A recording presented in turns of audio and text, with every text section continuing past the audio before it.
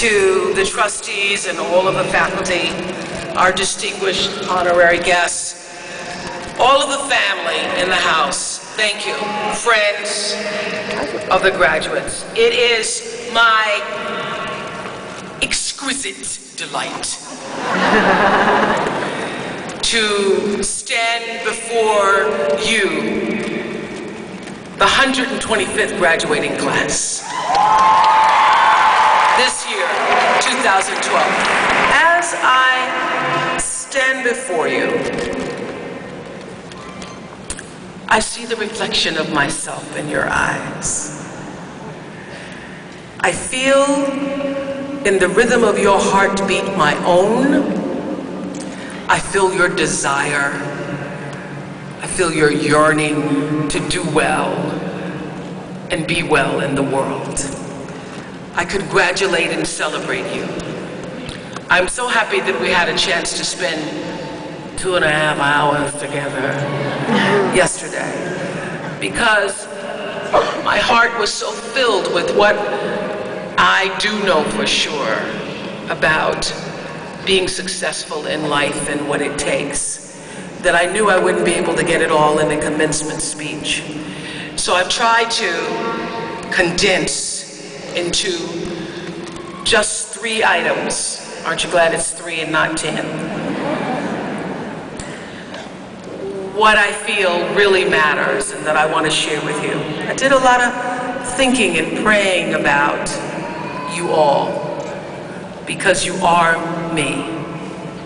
You represent who I am, who I have been, and who I can be in the world. And so my prayer is that I will be a vessel so that the words will flow through me to you in such a way that when the times get tough, you remember and you know. Yesterday I heard the Glee Club sing, and today, that Glee Club, y'all need a show.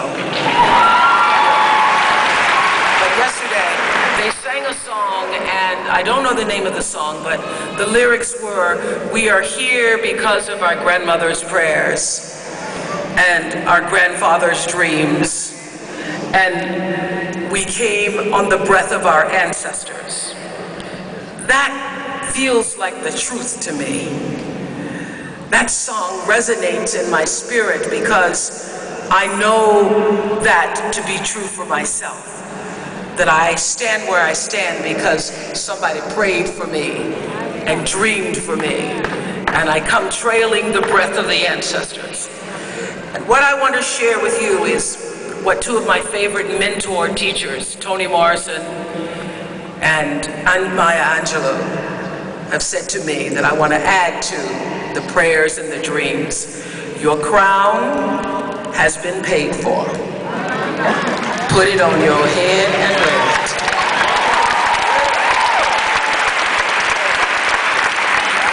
You're going to walk out of here with a crown today that has been paid for.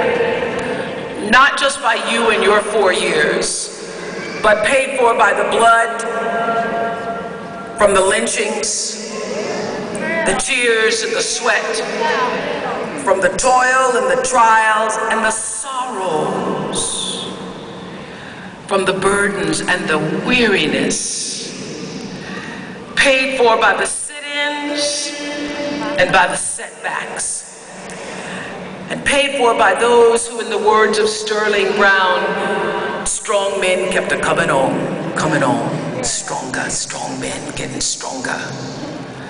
Paid for, in the words of Langston Hughes, by those who knew that life wasn't going to be no crystal stair. It was going to have tacks in it and places on the floor bare. And all the time they would keep climbing on and reaching landings and going in the dark where there wasn't no light, because even though they hadn't experienced it or tasted freedom, they knew they were planting seeds of the free that would bear the fruit that is now you.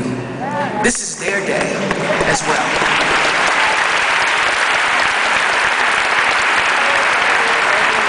And so today, you get to fulfill the dream of the great-great-grandmothers who said, I may not get there, but my great-great-granddaughter may one day walk across a stage called Spelman.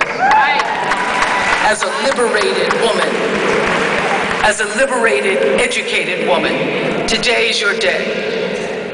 Never forget that you did not do this by yourself. You come here today trailing the breath of the ancestors and the breath of the angels. As I spoke yesterday, I was so pleased to know that you Spelman women are in the spirit. And the three things that I want to leave with you, just these three, I could do 10, I could do a whole life class. But just these three things will carry you if you let them. First and foremost, knowing who you are. Knowing who you are. Being able to answer this question, who am I? And what do I want? You know, many times when I go out of the country, I am baffled by that question. To explain what is your occupation. I've stood there for 10 minutes. Well, am I a talk show host? Well, I'm more than a talk show host. Am I a businesswoman? I'm a businesswoman. I'm more than a businesswoman. Am I an entrepreneur? I'm more than an entrepreneur. So I just leave it blank or self-employed.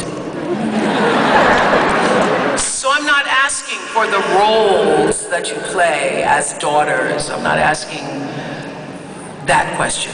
What are the roles that you play as a daughter, as a friend, as a sister? You're going to be a lawyer, you're going to teach, you're going to be a pharmacist.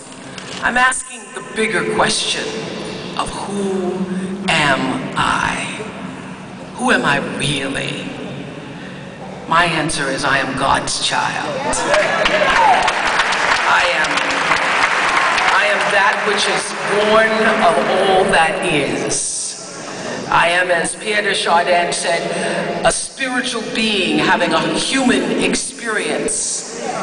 Come trailing the breath of the ancestors, yet, but trailing the breath of the angels. And understanding that because I am connected to the source of all that is possible for me. That's who I am. And what do I want? I don't want to just be successful in the world. I don't want to just make a mark or have a legacy. The answer to that question for me is I want to fulfill the highest, truest expression of myself as a human being. I want to fulfill the promise that the Creator dreamed when He dreamed the cells that made up me. What do I want? You must have some kind of vision for your life. Even if you don't know the plan, you have to have a direction in which you choose to go. I never was the kind of woman who liked to get in a car and just go for a ride. I had a boyfriend who would say, let's just go for a ride. I want to know, where are we going? Do we have a destination? Is there a plan? Or are we just riding? What I've learned is that's a great metaphor for life. You want to be in the driver's seat of your own life, because if you're not, life will drive you. So, knowing who you really are in this space and time that we embody. That's number one. What do you want? Who are you? Number two, you must find a way to serve. Martin Luther King said that not everybody can be famous, but everybody can be great, because greatness is determined by service. Now, we live in a world where everybody wants to be famous, and where we admire people for just being famous. We think being known brings us value. The truth is, all of that